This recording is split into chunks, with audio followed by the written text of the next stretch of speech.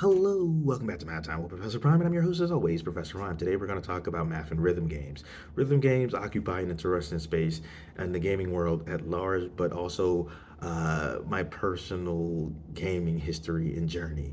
And in this video, I want to talk about rhythm games, what they are. I want to talk about rhythm. I want to talk about flow. I want to talk about music, and I want to talk about math. And I want to talk about all these things and just like more. My focus won't be on like the narrative; it'll be mostly on like on gameplay and mechanics. Um, and for me, like rhythm games are interesting because like music and rhythm both show up in games and they're essential. Like for music, it's like right, you could set the tone.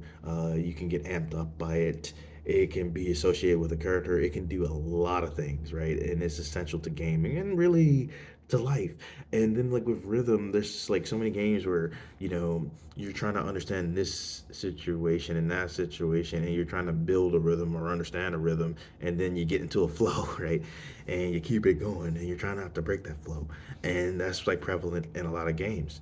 Um, Especially action games, and we'll get into that. And so when I see something like a rhythm game, it's like, hey, we have these two like important avenues of gaming, and it's like, well, let's get into that. Let's zone in on that. And of course, with music in particular, you're dealing with rhythm and flow, so you can't really get around that. So it's just like you have these things going, and I like that, and I think that's cool. So I like rhythm games because like okay, so they're centered around music for the most part, right? And I'm a big fan of music, but I like that idea of building up a rhythm. I like that idea of building up a flow, and so I want to talk about these things and more. So let's kick it off proper.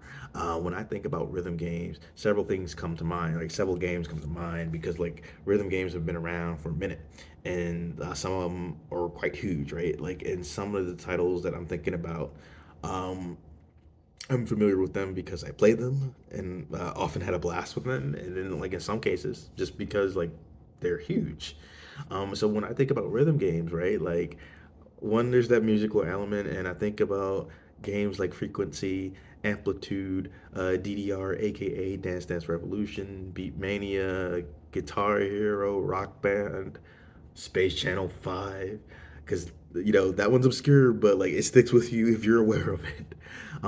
The rhythm the rhythm final bar line, and the Final Fantasy part came because I was going to like explain that real quick because it's like mostly Final Fantasy tracks, but the idea is like it's a rhythm game and it's featuring different square like tracks, but mostly Final Fantasy. Um, but I fused that what I was saying. At any rate, so I think about like games like that, Beat Saber, of course, because like even now, like I haven't played that because like VR is expensive. It ain't cheap. It does come up a lot because like I make lightsaber music videos, which feels weird to like say out loud because it's just like, hey, I will lightsabers. I'm used to saying that, and I do them to music, and so that makes sense. But it's just like actively saying like, hey, I make lightsaber music videos. It's like, huh, that I do, and that sounds cool. But at any rate, like people will bring up Beat Saber sometime for that. But another big thing that come to mind is like Hi-Fi Rush, and we'll get into that because that's an awesome game. It's a rhythm action game. Like it's like taking a rhythm game and fusing it with Devil May Cry. And if you didn't know, I'm a huge fan of Devil May Cry, but we'll get into that. All right, but some of those games and like series are things that come to mind when I think about rhythm games. Um, so let's get into like what they are in general. So in a lot of cases, it's like, hey, they're the games where like you're trying to match some like notes or button prompts, um, typically set to music, right? And the idea is like, hey, you are trying to get an understanding of what's like hitting you on that screen. Um, you know, you're either following or building up that rhythm, and then like being consistent, building that flow. And you're typically getting some sort of score off of that. Maybe you're getting power ups and you're doing combos and all that. But the idea at large is like, hey, you have the screen. And you have the visuals working with that audio, right? So you have like different layouts and different series, but you're seeing notes and seeing button prompts, and you're trying to match that.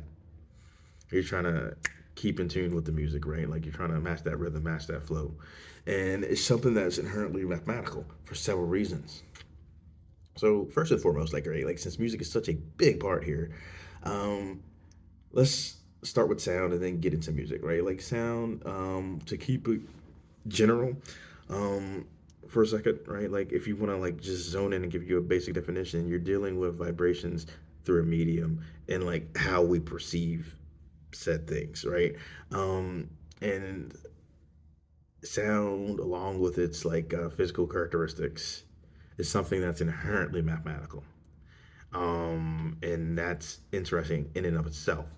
But then you get into music, and it's like, hey, it's sound being used in such a way that it's expressing something. It's making you feel or conveying something about, in the cases of games, something about a character or situation, right? It's like you're using sound very, very deliberately, often to make someone like feel or get across something, right? Like we've had that, like those associations over time. And you know there's math and like of course like the music and what it is sound wise, what it is like just music wise in its properties, but also just like how it's composed, how it's implemented. And when you get into a rhythm game, it's like, hey, there's that idea of like sound, there's that idea of music, but there's also this visual component, in getting that music across to you. And if there's difficulties, like different difficulties, like adjusting how that's presented to you. And then on your end it's like, hey, there's math, and you mapping out that music, hearing it, reacting to it, reacting to the notes or button prompts. There's math and the timing and the combos you have, if there's power-ups involved, when you can use them, math and racking up the score, math and the score itself, math and the colors, math and the lights, math just like across the board, in terms of like everything that's going on like in that screen and what you're processing. And I think that's really cool because like at the end of the day, it's like math used in this like wonderful way, in this colorful way, in this musical way. And it's just like it it's amazing to me because again, like, music and rhythm, they're so important in gaming, like separately, but then like also together. And so, with that in mind, I did want to mention like Hi-Fi Rush at length for a little bit because that's a really cool idea, right? Because it's like, hey, you have this idea of a rhythm game, right? Like you have this idea of like, hey, building up rhythms and flows set to music, which can happen pretty naturally or intentionally in some games already that are action oriented.